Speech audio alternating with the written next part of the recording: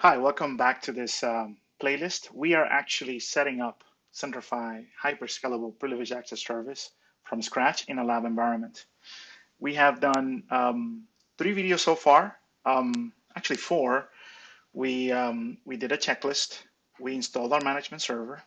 We ran the new installation command.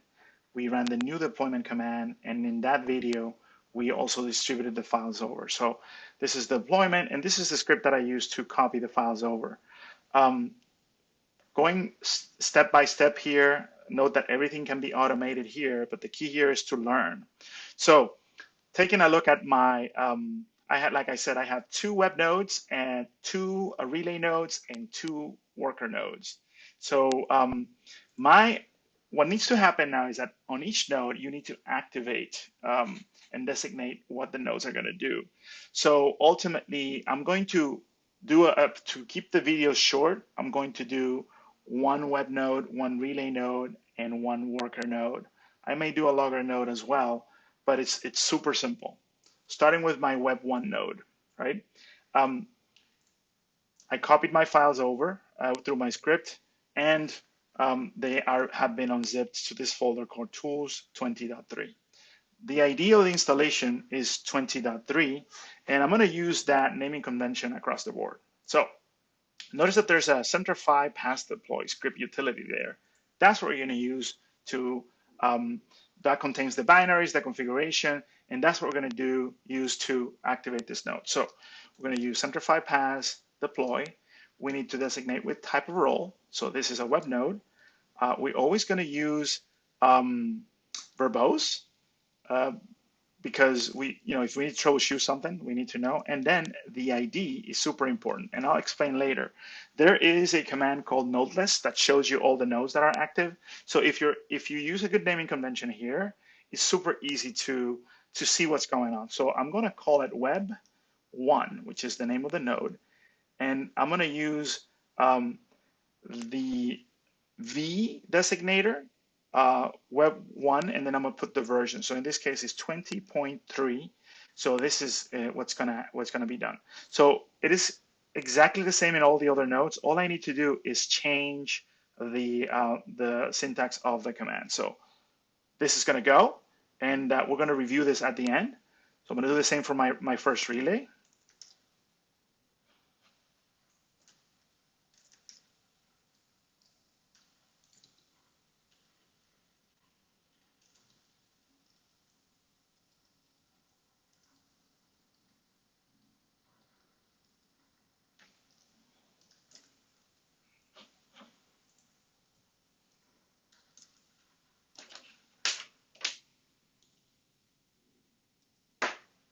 My keyboard may have lost power. Better.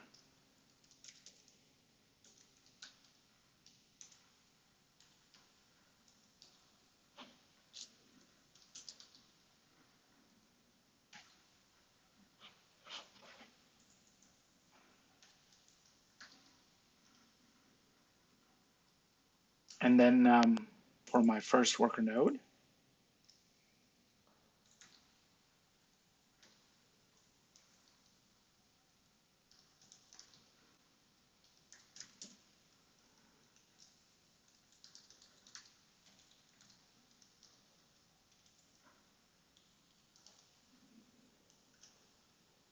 and one of the things that I can do is set up a logger node. I'm going to leave that for the end.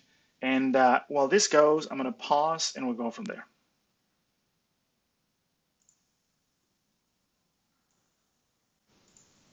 All right, so sounds like my scripts are done. So let's take a look and inspect them. So in web 1, um, notice that part of the things that it does, it deploys Centrify software, but it activates right away IIS as well. So inspecting the web service, let's take a look.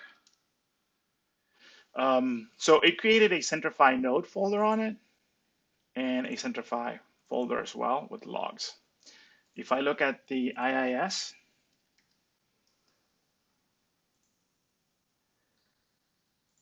it dropped the Centrify website on the sites and it added the Centrify app pool.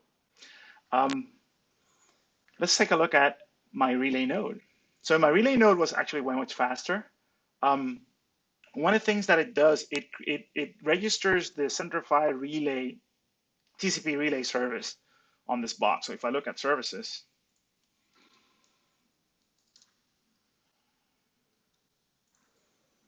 notice that I have the Centrify TCP relay service. Let's take a look at a background node. This one is also faster as well. And the service is called VB background worker. So let's take a look.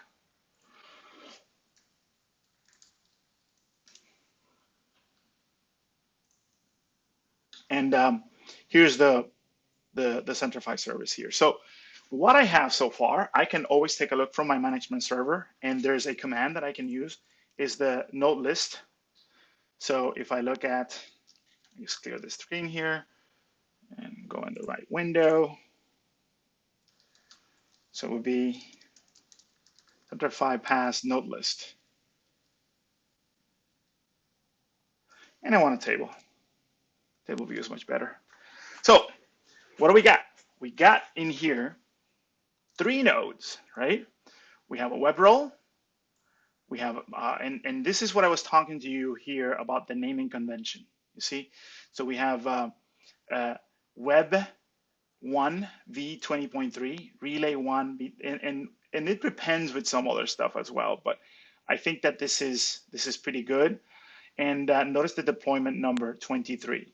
So what I'm going to do is I am going to, obviously off camera, I will add the additional nodes, and then I'll recap again, and then we're going to be ready to activate our installation.